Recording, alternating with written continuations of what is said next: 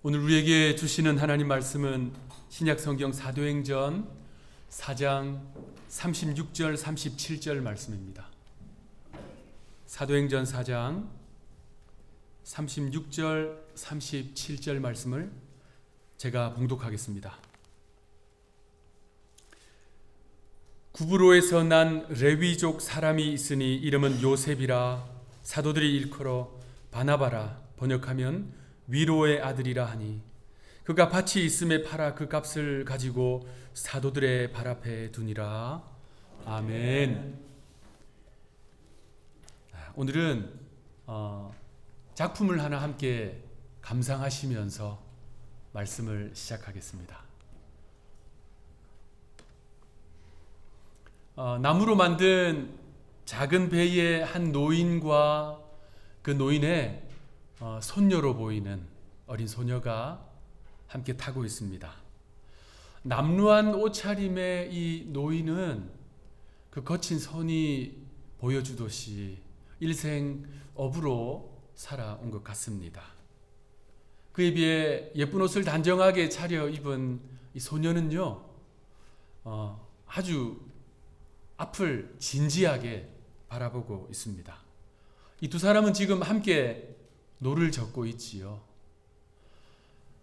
이 작품은 저의 어린 시절을 기억나게 해줍니다. 제가 어렸을 때 저희 집에도 거의 저만한 배가 있었어요. 나무로 만든 배였는데요.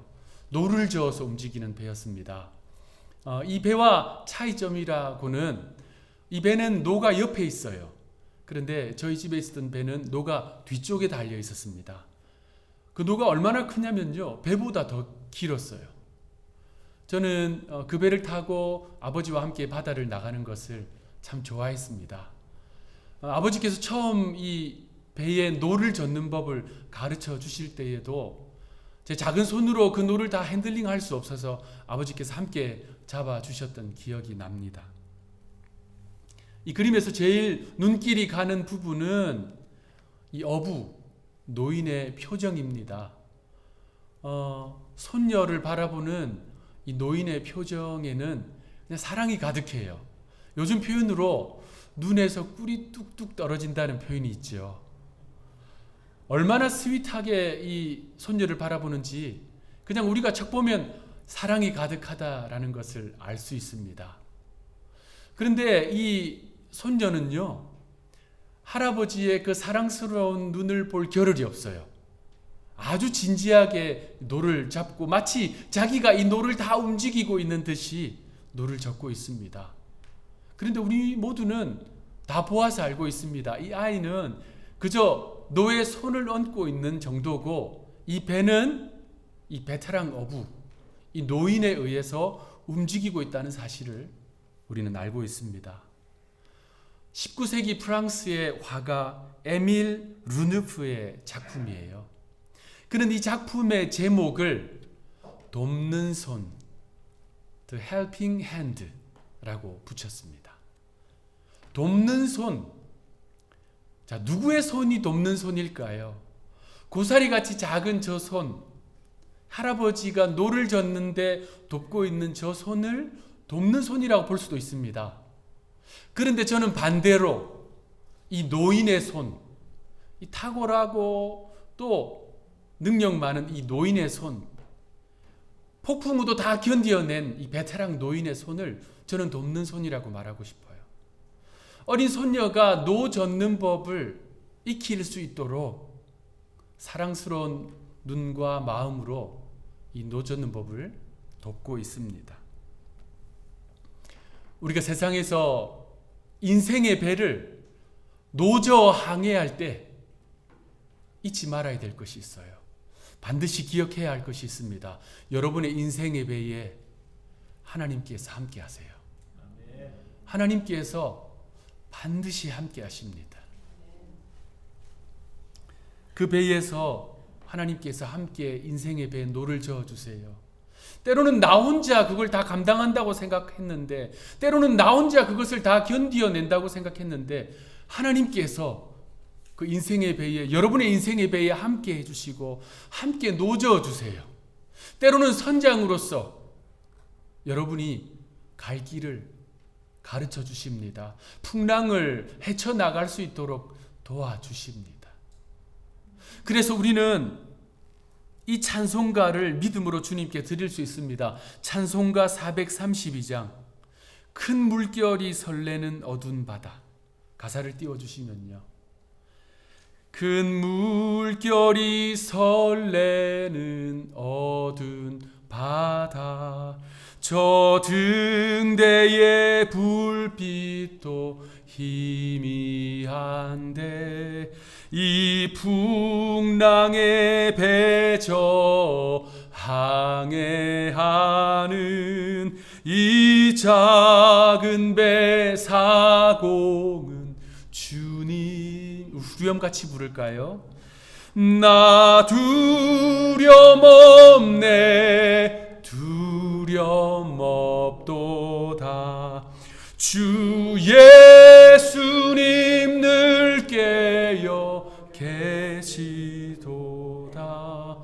이 흉흉한 바다를 다 지나면 저 소망의 나라에 이를, 우리 후렴 한 번 더 믿음으로 선포합시다. 나 두려움 없네, 두려움 없도다. 주 예수님 늘 깨어 계시도다.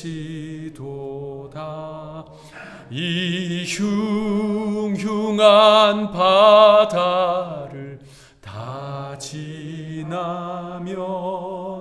저 소망의 나라에 이르리라.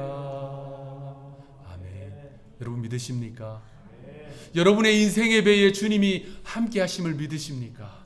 그 주님께서 선장되어 주시고요, 졸지도 주무시지도 아니하시면서 여러분과 함께 하십니다. 이 사실을 믿는 주님의 백성들에게 주님이 주시는 말씀이 있어요. 시편 121편 제가 읽어드릴게요. 내가 산을 향하여 눈을 들리라. 나의 도움이 어디서 올까? 나의 도움은 천지를 지으신 여호와에게서로다. 여호와께서 너를 실족하지 아니하게 하시며 너를 지키시는 이가 졸지 아니하시리로다. 이스라엘을 지키시는 이는 졸지도 아니하시고 주무시지도 아니하시리로다. 여호와는 너를 지키시는 이시라. 여호와께서 내 오른쪽에서 너의 그늘이 되시나니 낮에 해가 너를 상하게 하지 아니하며 밤의 달도 너를 해치지 아니하리로다. 여호와께서 너를 지켜 모든 환난을 면하게 하시며 또 너의 영혼을 지키시리로다. 여호와께서 너의 출입을 지금부터 영원까지 지키시리로다. 아멘. 이 시편 기자의 고백이 우리의 기도가 되고 우리의 노래가 되고 우리의 고백이 되기를 간절히 바랍니다. 그 능력 많으신 하나님께서 우리의 인생의 배에 함께 하시면서 그 능력의 손으로 우리를 붙잡고 계시다는 사실을 확실히 믿으시기 바랍니다. 우리는요, 그래서 영안을 열어서 하나님의 그 도움의 손을 볼 수 있어야 합니다. 오늘 이 시간에 여러분과 함께 하시는 그 하나님의 손, 능력의 손, 돕는 손, the helping hand, 그 하나님의 손을 보게 되기를 바랍니다. 이처럼 하나님은 당신의 백성들을 항상 도와주세요. 그런데 하나님의 그 성품을 닮은 그리스도인들이 있습니다. 참 귀한 사람들이지요. 참 아름다운 사람들입니다. 그들은요, 남을 돕는 일을 기꺼이 합니다. 그리고 그 일을 죽게 하듯 해요. 사람들이 알아주든지 알아주지 않든지 간에 그저 하나님을 섬기는 마음으로 주님의 백성들을 사랑으로 섬깁니다. 존귀한 사람들입니다. 그들은요, 하나님의 성품을 닮은 사람들이에요. 오늘 본문에 그러한 인물이 나옵니다. 바로 바나바입니다. 바나바는 초대교회에서 칭찬 듣는 사람이었어요. 그는 신실한 믿음의 사람이었습니다. 하나님의 성품을 그대로 빼닮은 사람이었어요. 하나님을 닮은 바나바. 그래서 우리도 오늘 이 설교 제목과 같이 바나바처럼 되어야 할 줄로 믿습니다. 바나바는요, 본명은 요셉입니다.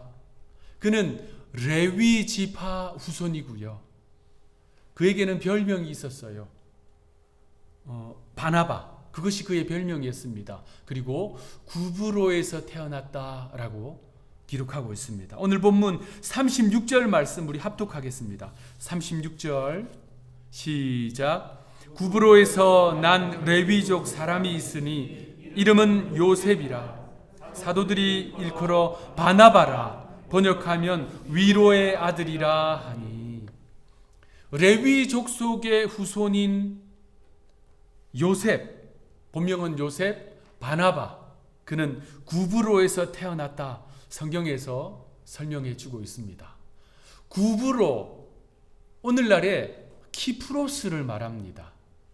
어떤 때는 사이프러스라고 부르기도 하는 섬나라이지요. 지금의 이 키프로스는 남쪽과 북쪽이 분열되어 있습니다. 남쪽은 그리스 정교회를 종교로 두고 있는 그리스 혈통의 사람들이 다스리고 있고요. 북쪽은 터키 혈통의 사람들이 이슬람 종교를 숭배하면서 이렇게 분열된 국가로 존재하고 있습니다. 여러분 지도를 한번 보시면요. 지중해 동북쪽에 위치한 이 키프로스는 지정학적으로 굉장히 중요한 위치에 있었어요. 그러니까 아시아와 그리고 유럽과 아프리카를 연결해주는 위치에 있었습니다. 그러다 보니까 고대로부터 무역에 있어서 중요한 거점이 되었었어요. 특히 이 키프로스는 구리의 원산지입니다. 구리, 이 그리스 말로 키프로스가 구리라는 뜻이에요. 이 구리는 옛날부터 금과 비견될 정도로 아주 값진 광물이었어요. 그런데 이 키프로스에는 구리가 많이 났어요. 그러다 보니까 이 키프로스에는 부유한 사람들이 많이 있었습니다. 종교적으로도 이 그리스 신화의 미의 여신이라고 말하는 아프로디테, 우리는 비너스라고 부르기도 하지요. 이 아프로디테가 이 키프로스에서 태어났다라고 기록하고 있어요. 그러다 보니까 이 고대로부터 이 아프로디테의 신전이 이곳에 세워졌어요. 그리고 여기 있는 많은 사람들이 아프로디테를 숭배했습니다. 그런데 이곳에 유대인들이 살았어요. 어떻게 이 섬나라의 유대인들이 살게 되었는가? 그 옛날 구약시대, 그러니까 바벨론이 이스라엘을 공격할 때, 아수르가 공격할 때, 헬라가, 페르시아가 공격할 때 이 유대인들이요, 자국을 피해서 이 지중해 연안에 있는 많은 국가들에 흩어졌어요. 그걸 디아스포라라고 부르잖아요. 흩어졌어요. 그 일단의 무리가 키프로스로 이주했습니다. 자발적으로 오기도 하고 포로로 끌려오기도 하고. 그래서 그곳에서 정착했습니다. 레위 지파 중에 한 자손들이 저 땅에 들어와서 정착했어요. 그 레위 지파의 후손들 가운데 한 명이 오늘 본문의 바나바입니다. 그런데 이 바나바가 어떻게 복음을 받아들일 수 있었을까요? 어떻게 예수님을 믿게 되었을까요? 지금 바나바가 등장하는 이 사도행전 4장은요, 교회가 시작된 지 얼마 안 됐어요. 교회 정말 이 예루살렘 교회 그냥 신생 교회였습니다. 기독교라고 하는 종교 자체가 시작된 지 얼마 안 됐어요. 그런데 어떻게 바나바가 예수 그리스도를 구주로 고백하고 초대교회 일원이 되었을까요? 이 키프로스에는 매우 중요한 유적이 있어요. 바로 나사로 기념교회입니다. 이것이 키프로스에 있는 나사로 기념교회예요. 왜 이곳에 나사로 기념교회가 있을까요? 우리가 새벽에 요한복음을 지금 살펴보고 있잖아요. 제가 요한복음을 강해하면서 11장 부분에서 쭉 설명을 해드렸는데, 요한복음 11장 이후에는 나사로가 등장합니다. 나사로가 죽게 돼요. 그런데 주님께서 나사로를 살려주시잖아요. 그래서 이 가정이 너무나도 기쁘고 감사해서 주님을 위한 잔치를 엽니다. 공개적인 잔치를 열어요. 나사로의 여동생 마르다는 오라비가 죽었다 살아났으니까 얼마나 기뻐요. 그래서 열심히 음식을 준비합니다. 그래서 잔치를 준비하고 주님을 섬깁니다. 나사로의 둘째 여동생 마리아는 고가의 향유를 깨트려서 주님 발에 붓습니다. 자신의 머리카락으로 주님의 발을 닦아드려요. 그렇게 큰 잔치가 벌어졌습니다. 동네 사람들이 다 모였어요. 이 잔치가 이루어질 때가 언제냐면 주님이 십자가를 지시기 며칠 전이었어요. 자, 나사로라고 하는 사람이 죽었다 살아났어요. 그를 살리신 예수님이 나사로의 지금 집에 와 있어요. 그 집이 큰 잔치, 공개적인 잔치를 열었습니다. 이 나사로의 집이 베다니인데요. 베다니가 예루살렘, 이스라엘의 수도 예루살렘과 멀지 않았어요.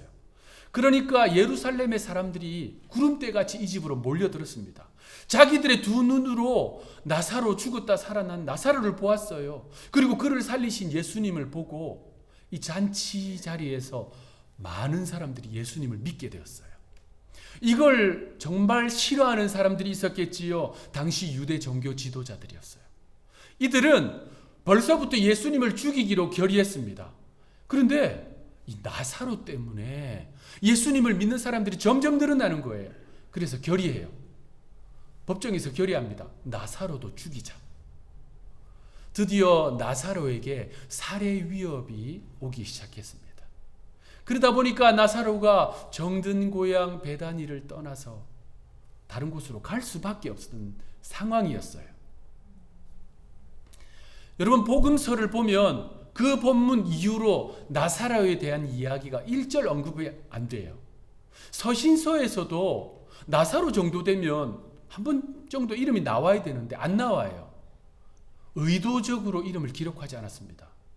왜냐면요, 나사로가 살아있다는 사실이 어느 서신서든지 복음서에든지 딱 등장하면 유대 종교 지도자들이 끝까지 찾아가서 죽이려고 했기 때문입니다.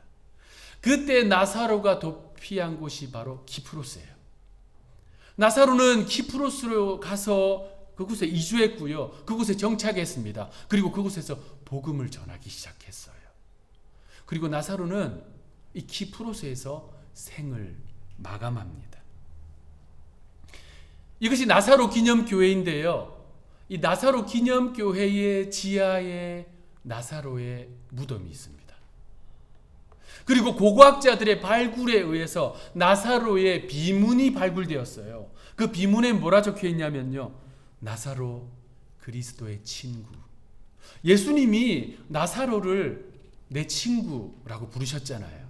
그렇게 비문이 기록되어 있었습니다. 다른 제자들보다 먼저 나사로는 이 키프로스로 가서 복음을 전했어요. 이곳 저곳에서 예수 복음을 전하다 보니까 그곳에 정착한 레위 가문을 만나게 되었고, 그 복음이 바나바에까지 들어가게 된 것입니다. 그리고 그 복음은 바나바는 그 복음을 받아들였고 복음의 원산지인 예루살렘으로 오게 되었고 초대교회 지도자가 된 것입니다. 여러분, 나사로의 입장에서 여러분 한번 생각해 봅시다. 나사로의 입장에서는요, 베다니, 정든 고향 베다니를 떠나는 것은 가슴 아픈 일이었어요. 그것도 자발적으로 떠나는 것도 아니었습니다. 위협에 의해서, 강제에 의해서 그곳을 떠날 수밖에 없었습니다. 당시 나사로의 신분이 뭐였냐면요, 죄인이었어요. 공개 수배 대상이었습니다.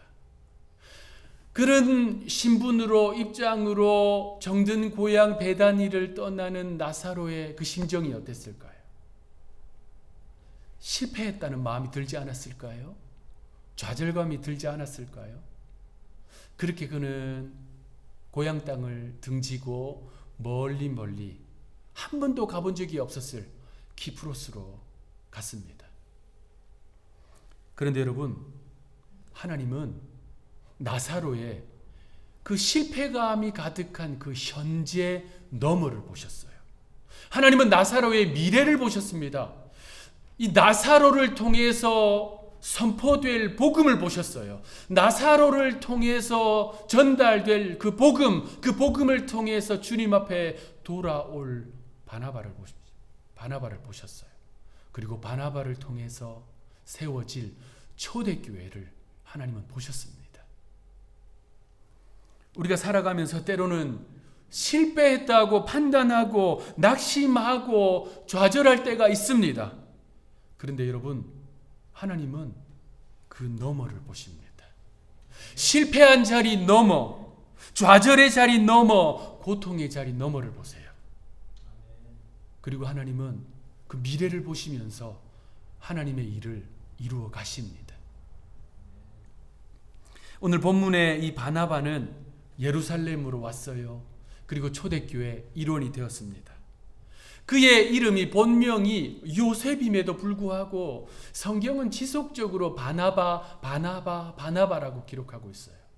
사도행전을 비롯해서 복음서 전반을 보면 바나바에 대한 이야기가 약 30번 정도 나와요. 그런데 오늘 본문을 제외하고 그를 요셉이라 부르지 않습니다. 계속 바나바라고 불러요. 이 바나바가 이 예루살렘으로 와서 복음을 받아들이고 초대교회 교인이 되면서 그의 역할이 분명하게 드러나는데요. 36절을 보면, 오늘 본문 36절, 이 바나바라고 하는 뜻이 제자들이 그에게 붙인 별명인데 위로의 아들이라고 되어 있는 거예요. 위로의 아들. 그는요, 초대교회 안에서 선한 영향력을 끼친 것입니다. 그의 이름의 이 뜻은 성령 하나님의 별칭인 보혜사와 발음만 다를 뿐 똑같은 뜻인 거예요. 보혜사, 위로자, 상담자라고 하는 뜻인데 바나바가 바로 그런 거예요. 그러니까 바나바의 삶이 성령 하나님의 그 성품을 그대로 드러내는 삶이었던 것입니다. 하나님의 성품을 닮은 바나바, 그는요, 성도들을 위로해주고 격려해주고 또 칭찬해주고 힘을 주었던 것입니다. 우리 성경에는 위로의 아들이라고 한글로 되어 있는데 영어 성경에는, NIV 성경에는 Son of Encouragement 라고 되어 있어요. Son of Encouragement. 그러니까 바나바는 늘상 격려하는 거예요. 바나바는 늘상 용기를 주는 거예요. 늘상 힘을 실어주는 겁니다. 이 초대교회 교인들이 바나바만 만났다면 용기를 얻는 거예요. 좌절했다가 힘이 생기는 거예요. 믿음에 용기가 북돋아지는 거예요. 바나바가 그런 사람이었습니다. 인크로지먼트 하는 사람이었어요. 여러분, 우리는 바나바를 닮아야 합니다. 지적의 사람, 정죄의 사람이 되면 안 됩니다. 그를 만났다 하면 용기가 사라져. 좌절돼. 자신감이 떨어져. 믿음이 사라져. 이런 존재가 되면 안 됩니다. 서로를 만났다 하면 힘이 생기고 용기가 생기고 또 제대로 믿음 생활 해봐야 되겠다라고 하는 자신감이 생기는 그는 바나바 같은 존재가 되어야 합니다. 초대교회 성도들은요, 바나바를 만나서 그러한 영향력을 받은 것이에요.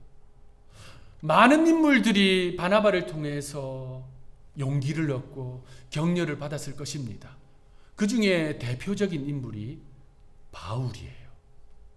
바울 사도, 신약 성경이 이 복음서와 서신서로 27권으로 이루어져 있잖아요. 그런데 바울이 직접 기록하고 또는 바울의 말을 누가 들어서 대필로 기록한 이 바울 서신이 신약 성경에서 13권이에요. 그러니까 신약 성경의 권수로 따지면 2분의 1을, 절반을 바울이 기록한 것입니다. 신약 성경은 바울을 빼고는 이야기할 수 없어요. 신약 성경에 나오는 복음은 바울을 제외하고 논할 수가 없습니다. 대사도 바울. 그런데 이 바울이요, 처음부터 초대교회에 인정을 받고 환영을 받은 것은 아닙니다. 바울이 그렇게 환영을 받지 못한 이유가 있지요. 그는 초대교회 성도들을 잡아 가두려고 하는 사람이었습니다. 사울이었죠. 그의 이름이. 그가 초대교회 성도들을 체포하기 위해서 다메섹으로 가다가 극적으로 환상 가운데 예수님을 만나게 되고 회심했습니다. 그런데 그는 초대교회 일원이 될 수가 없었어요. 사도들이, 그리고 초대교회 성도들이 바울을 의심할 수밖에 없었어요. 그가 거짓으로 회심한 것을 이야기하고 우리가 언제 어디서 모이는지, 우리의 지도자는 누구인지 캐려고 한다라고 생각했어요. 아무도 바울을 믿어주지 않았습니다. 그런데 그때 바울을 믿어주고 직접 바울에게 찾아간 사람이 있어요. 바로 바나바예요. 바나바가 위험을 무릅쓰고 모두가 의심하는 그 바울에게 찾아갑니다. 그리고 그를 설득해요. 그리고 그를 데리고 베드로를 비롯한 사도들에게 옵니다. 그리고 변호해줘요. 그가 어떻게 예수님을 만났는지, 그가 어떻게 변화되었는지. 한 번 말했다고 믿었을까요? 끊임없이 바나바는 바울이 교회 안에서 정착할 수 있도록, 바울이 교회 안에서 믿음 생활 제대로 할 수 있도록 격려해주고 변호해주고 위로해주는 것입니다. 그래서 결국 바울이 초대교회의 일원이 돼요. 이것으로 끝나지 않고 바나바는 바울과 동력합니다. 그와 함께 사역하고 선교를 떠날 때 그를 데리고 갑니다. 그래서 사도행전을 쭉 보면 이름이 바나바와 바울이 한 구절 안에 자주 등장합니다. 그런데요, 사도행전 중반까지는 바나바와 바울은 이렇게 나와요. 그런데 사도행전 중반이 쭉 넘어가면 이름의 순서가 딱 바뀝니다. 바울과 바나바는. 성경의 이름의 순서는 초대교회에 또는 선교 사역에 있어서 그 역할의 비중이라 보시면 돼요. 그러니까 사도행전의 중반이 넘어가면서 바울의 비중이 교회 안에서 또 선교 안에서 점점 커지는 거예요. 바나바가 바로 그런 사람이에요. 사람을 격려해주고 위로해주고 세워주되 그를 끝까지 키워주는 거예요. 자기보다 더 승승장구해도 시기하지 않습니다. 그를 세워주는 거예요. 바울이 그렇게 커갈 수 있도록 격려해주고 이끌어준 사람이 바로 바나바예요. 바울의 선교 사역을 보면 그는 항상 바나바에게 고마운 마음이 있었던 것 같아요. 두 사람이 사역 중간에 하나의 이견이 있어서 어려움도 있었지만 또 서로 화해합니다. 이 바울이 바나바에게 항상 고마워했다라는 것을 어떻게 알 수 있냐면요. 바울이 이제 공식적으로 전도 여행을 떠나는데 하고 많은 지역 중에 가장 처음 간 곳이 바로 키프로스예요. 바나바의 고향. 아마 바나바의 일가 친척이 그곳에 있었겠지요. 바나바의 지인들이 그곳에 있었겠지요. 바울은 키프로스에 가서 가장 먼저 복음을 전합니다. 도움의 손길, 이 바나바를 통해서 초대교회 지도자가 된 인물이 또 있습니다. 마가복음을 기록한 마가예요. 마가는 바나바의 조카입니다. 마가는요, 이 집안이 대단한 집안이에요. 초대교회에 성령이 강림하신 장소가 마가의 집입니다. 이 집은 부유한 집이었어요. 130여 명의 사람들이 한꺼번에 모일 수 있는 다락방을 가진 집이었어요. 그곳에 성령이 임했고 그 집은 초대교회를 쭉 살펴보면 계속 초대교회의 거점이 됩니다. 이 마가가 복음을 받아들이고 바나바와 바울과 함께 이 선교 사역에 동참하게 됩니다. 그런데 이 마가는 어린 시절부터 어려움 없이 쭉 자랐어요. 그러다 보니까 선교 사역이 만만치 않잖아요. 선교 사역에 동참하다가 어려움을 딱 겪으니까 낙심하고 선교를 도중에 포기하고 맙니다. 그래서 나는 모르겠다 하고 집으로 돌아가 버려요. 이 일로 인해서 바울은 마가를 탐탁지 않게 여깁니다. 바울은 마가를 포기해 버려요. 그런데 바나바는요, 마가를 끝까지 붙잡아 줍니다. 끝까지 놓지 않고 붙잡아줘요. 그래서 이 마가가 돌이킵니다. 복음의 사람이 돼요. 베드로, 예수님의 수제자 베드로 아닙니까? 베드로가 마가를 어떻게 생각했냐면요, 베드로전서 5장 13절에 보면 사도 베드로는 마가를 내 아들 마가라고 불러요. 너무나도 아끼고 사랑했던 거예요. 바울도 마가를 탐탁지 않게 여겼어요. 싫어했어요. 그런데 나중에 바울이 로마 감옥에 갇혀 있을 때 끝까지 바울과 함께 한 사람이 마가예요. 그래서 마가가 복음서 가운데 가장 먼저 기록한 마가복음을 기록했습니다. 사복음서 가운데 마가복음이 제일 먼저 기록되었어요.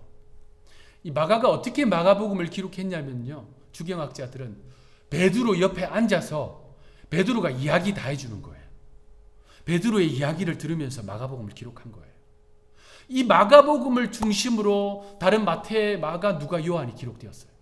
마가복음 너무나 중요한 거예요. 하나님이 마가를 들어서 마가복음 쓰게 하시고 초대교회를 이끄는 지도자가 되게 해주셨습니다. 여러분, 바나바를 만나면 사람들이 이렇게 변화되는 거예요. 바나바가 격려하고 위로하고 힘을 주고 용기를 주니까 바나바만 만났다 하면 아이고, 제대로 살아야지, 믿음으로 살아야지, 하나님 바라봐야지, 기도 생활 다시 해야지, 다시 주님 섬겨야지 하는 것입니다. 사울을 교회로 인도해서 초대교회 지도자가 되게 만들고 낙심한 마가에게 용기를 주어서 성경을 기록하는 위대한 존재가 되게 했습니다. 믿음 생활을 하다 보면 마음의 상처를 입은 또 낙심한 성도들, 어려움 있는 성도들 왜 없습니까? 그런 성도들에게 가장 필요한 존재가 바로 바나바예요. 이 시대를 살아가는 우리 모두 생채기들이 이 안에 다 있어요. 영적으로 육적으로 생채기들이 있습니다. 이런 이들에게 필요한 하나님의 사람들이 있어요. 교회에 필요한 인물이 있습니다. 바로 바나바입니다. 그래서 성경은 바나바를 딱 이렇게 평가합니다. 사도행전 11장 24절 말씀. 사도행전 11장 24절. 우리 한 목소리를 읽읍시다. 바나바는 착한 사람이요 성령과 믿음이 충만한 사람이라. 이에 큰 무리가 주께 더하여 지더라. 그는 선한 사람인 거예요. 남을 돕는 사람인 것입니다. 인크로지 하는 사람인 거예요. 말씀을 마무리하겠습니다. 하나님께서 구약의 선지자 다니엘을 통해서 다음과 같이 말씀하셨어요. 다니엘 12장 3절. 지혜 있는 자는 궁창의 빛과 같이 빛날 것이요 많은 사람을 옳은 대로 돌아오게 한 자는 별과 같이 영원토록 빛나리라. 주님의 이 말씀대로 하나님의 눈에 바나바는 별처럼 반짝반짝 빛나는 사람인 거예요. 하나님 보실 때 바나바는 너무나도 영롱하고 아름답게 빛나는 존재인 것입니다. 많은 사람들을 위로하고 권면하고 도와주면서 하나님께로 돌아오도록, 믿음을 회복하도록, 예배를 회복하도록, 하나님과의 그 깨어진 관계를 다시 회복하도록 도와준 이 귀한 바나바. 우리 모두는 바나바에게서 배워야 합니다. 그래서 여러분 주변에 홀로 자신의 인생의 배에서 힘겹게 노를 젓고 있는 사람이 있다면 여러분이 하나님의 그 손이 되어서, 돕는 손이 되어서 그들의 인생의 배 가까이 가셔서 성령의 성품으로 그들의 노를 함께 잡아주시고 손을 잡아주시고 함께 울어주시고 함께 웃어주시면서 바나바같이 주님 앞에 별과 같이 빛나는 아름다운 믿음의 사람들이 되시기를 구주 예수님의 이름으로 축원합니다. 기도하겠습니다. 하나님, 바나바는 착한 사람이요 성령과 믿음이 충만한 사람이라 이에 큰 무리가 주께 더하여지더라. 주님, 저희가 이러한 칭찬을 받기를 원합니다. 그래서 하나님 보시기에 별과 같이 빛나는 정말 주님이 존귀하게 여기시는 주님의 백성들 되게 도와주옵소서. 하나님께서 그 능력의 손으로 우리의 인생의 노를 함께 잡아주시듯이 하나님의 마음으로 이웃들에게, 고통 가운데 있는 사람들에게 나아가서 그들의 노를 함께 잡아주면서 그들의 눈물을 닦아주면서 돕는, 참된 돕는 손이 될 수 있도록 저희를 붙잡아 주옵소서. 이번 한 주간 주님의 그 성품으로 세상 가운데로 나아가 주님의 마음을 시원케 해드리는 우리 하누리교회 성도들 삼아 주옵소서. 축복하옵고 구주 예수님의 이름으로 기도합니다. 아멘.